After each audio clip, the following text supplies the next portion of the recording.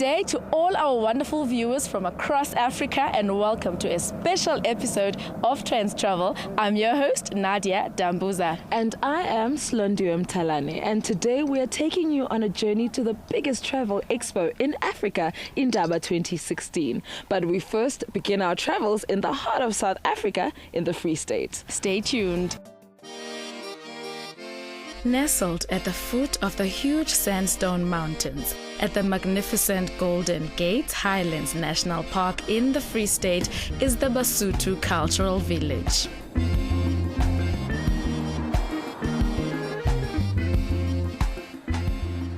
We took a short left to this picturesque site to get a deeper insight into the lifestyle of the South Sotho from the 16th century to the present.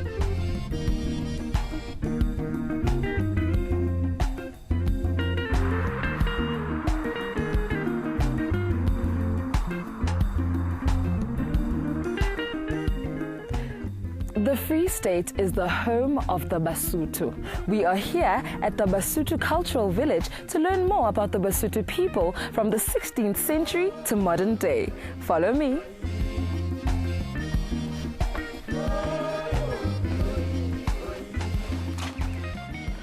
In African culture, you cannot enter a village without seeking permission from the chief.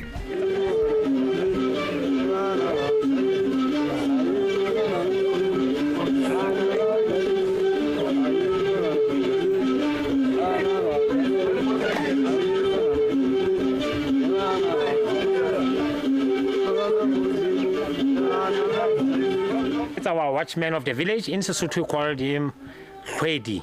He's a person who's looking for everything that is going to happen out to our village. He's playing our traditional violin called Sekhankula in Sesotho. So it's a person who's informing the chief about the visitors or the enemies that are approaching our village.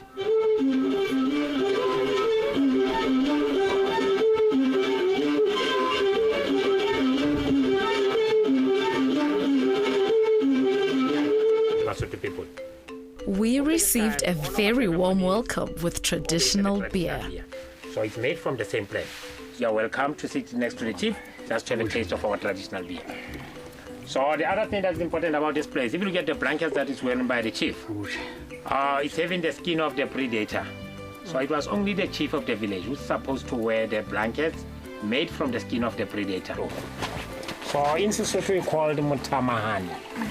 Mutamahani. Remember other people, they used to say Umkomboti. Umkomboti is another language. So us as Basotho people is called Mutamahani. Umkomboti is Lactosa and Zulu. I am Bamba work the weight together. It's not like chasing women around the village. A person can be trained. And the third one is the choice of the chief himself. Third one? Yeah, the third one. So, after that, it was time to seek some guidance from the local traditional healer and got a brief explanation on the important role that the healer plays in the entire village. So when they visit the traditional healer, it's where they will realize that they have a calling. So normally they attend the training for 1 year to 2 years. Learning how to use the plants for medicinal purpose, learning how to use the bones that they are going to reveal. So during the process of the doctors, they are using this house for consultation. It's our grand house they use for consultation. The porcupine quills and the quills here, the porcupine quills and the stick, they use it to stop the bad spirit and the lightning around this house. Remember, lightning is one of the biggest threats for the grass. So that's why they have items that having a medication on it, so that they protect this house away from the lightning. So in our culture, normally during the birth of a child, we normally send our children to the traditional healer, so that that child can grow up without any bad influence around surrounding community. Even we didn't have a formal education, but we were having initiation schools. It's one of the biggest duty for the traditional healer to make sure that all the boys and the girls around the age of 16, when they go to initiation schools, they came back home safe. Traditional healer will be used in this house because it's supposed to be confidential between the client and the traditional healer. Is there a fee that one has to pay? Yeah, you need to pay consultation fee. Just go down with your knees. Yeah, please. On top of this? Yeah, on top of the mat. Facing our traditional healer. No, it's okay. That put the hand. And shake the bone a little bit, lower your hands and put the bones on the mat. Wow. Just roll it. Okay. Okay, thank you very much, my sister. I can just go back. Okay.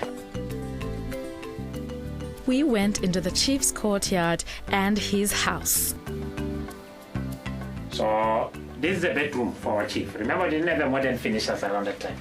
So we are having this skin of animals. It's where we sleep. So we call patins to Soto. So the other thing that's interesting about this house, the roof that we have, we use the river reeds and the thatch grass roofing our houses. You can feel the temperature outside, but it's totally different from inside. So the roof can control the temperature. If it's hot outside, it's nice cool inside. But if it's cold outside, it's nice warm inside. So that's why it was easy for them to survive inside these houses. So we didn't have old drops, so it's where we hang our clothes. So we call Sefola in Sesotho. It's where we hang our clothes. Then the shoes that we make from the skin of animals also, we call difata in Sesotho. Especially we took from the forehead of the cow, because it's the hardest part of the animal. So to make a sole of our shoes. Nowadays you are wearing the cavelas. The influence of cavella is from here. This is the chair with strings. We call situlo semaratswana. Okay. But due to the influence of European, we end up having this kinds of chair, taking the place for this one. So we have a motto as Basotho people. Okay. We normally used to say peace, rain, and prosperity. Okay. Also, because we believe that we create people with peace as Basotho people. We also believe in rain. Because our life as Basotho people was depending on agriculture. Sure. If you have lots of rain, you know that we're going to have a better life. Yeah. So that's why our shield looks like a bird that promising rain. Swallow. This is a swallow. Okay. So when you saw lots of swallow flying, you know that it's going to rain. Okay. So this is our fighting spear. We are just throwing our spears to the enemies. So this one is our hunting spear. You can see it's having the tails here. If it's stuck inside the animal, to cut the intestine of that animal. Oh. So the short one is the influence from the Zulu people. We adopted this one. So then here is our carrying boots for the spears, made from the skin of animal.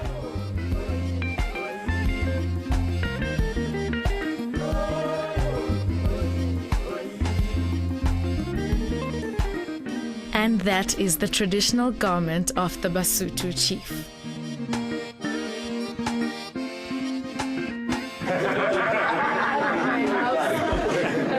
Are you okay? So all the grains like maize, beans, sorghum, just put it inside here. We use the thatch grass to build this storage. So we also remember the thatch grass is like waterproof. It's not easy for water to penetrate. That's why it's good for roofing. So if you break the grass inside, it's having some sort of like a sponge. That sponge, when it's raining, is absorbing the water. So when it's hot like now, it just release the water. It's like wetlands area. So we also build a stand like this so that our storage is not supposed to touch the ground, because it will be rotten, and also to avoid the rats and the insects to get inside here. So, and around that time, we didn't have a big machineries to grind the seeds that we have to make it a powder. But we have indigenous machine for Basotho, which is these two stones. So the big one is where you put the seeds, the small one you use it to grind.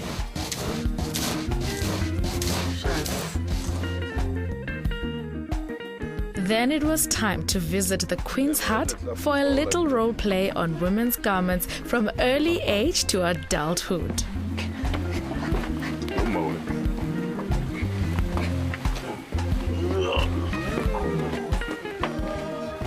So what we're going to do now is a demonstration to you, just to show you the clothes of the Basotho from early age of a girl till they get married. Remember, our clothes around that time, they can tell even the age of a person. That plant in Sesotho called Tsikitlana. Then Africans name they call bottle bloom. So we don't have an English name for this one. It's falling under the Gazania species. So from early age, the girls will be wearing this. It was also playing a major role part as the panty for the woman. Because when you sit on the ground, all the strings will be covering the private parts of a woman. So at the age of 16, we send the girls to initiation schools. So when we came back, we are wearing another skirt on top of that one. So now it shows that you are entering the adult stage, where you can get married. And to get married was not a choice of a boy or a girl. It's a choice of your parents. They just make a decision for you. So that's why we normally used to say, which is the woman of my father's cow, because they choose that woman for me. And that is how a Sotho woman would look every day. The tour ends with music.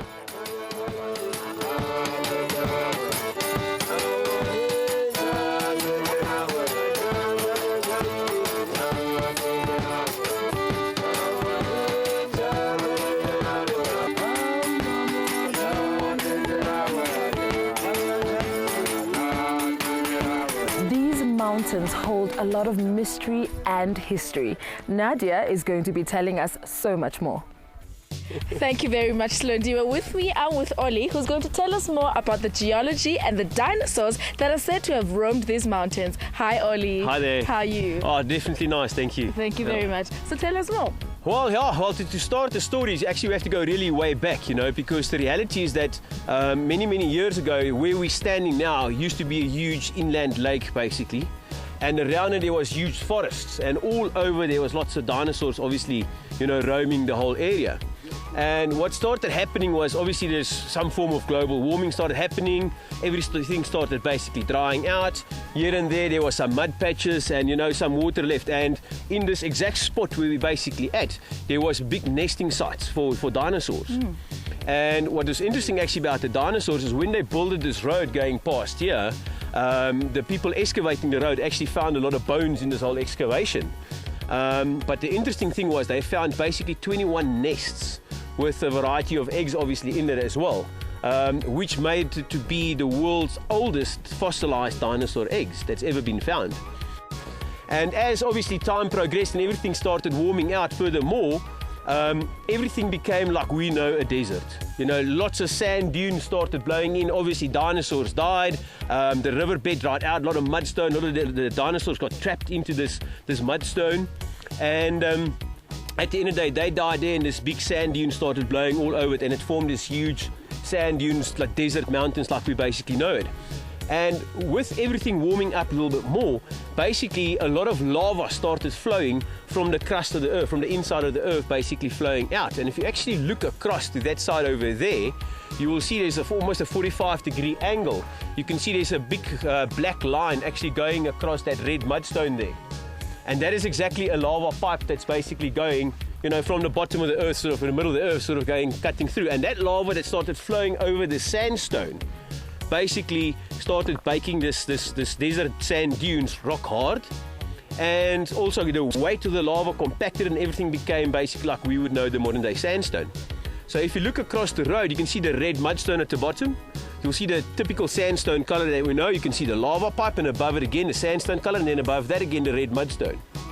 So the people realized, but wait a minute, this is what actually changed the color of this sand as well. So it must have been basically, red in color, this big sand dunes and stuff. And therefore also now, wherever in the world you find desert sand dunes, which has been baked by lava into rock, it is known as a Clarence Formation. So what's interesting about where we're standing now in Golden Gate National Park is basically the fact that this mountain has got the red undertone. So if you look at the mountains behind us, you'll see the bottom section especially got this red color, sort of almost goldenish color. And now as the sun is basically setting down, just sort of when we stopped here, you could notice that golden sun setting in the distance. And that sun rays onto this mountains with a red undertone created that golden gate, that golden mountains had basically been found by the first people that came through this area basically. And therefore they called it the Golden Gate.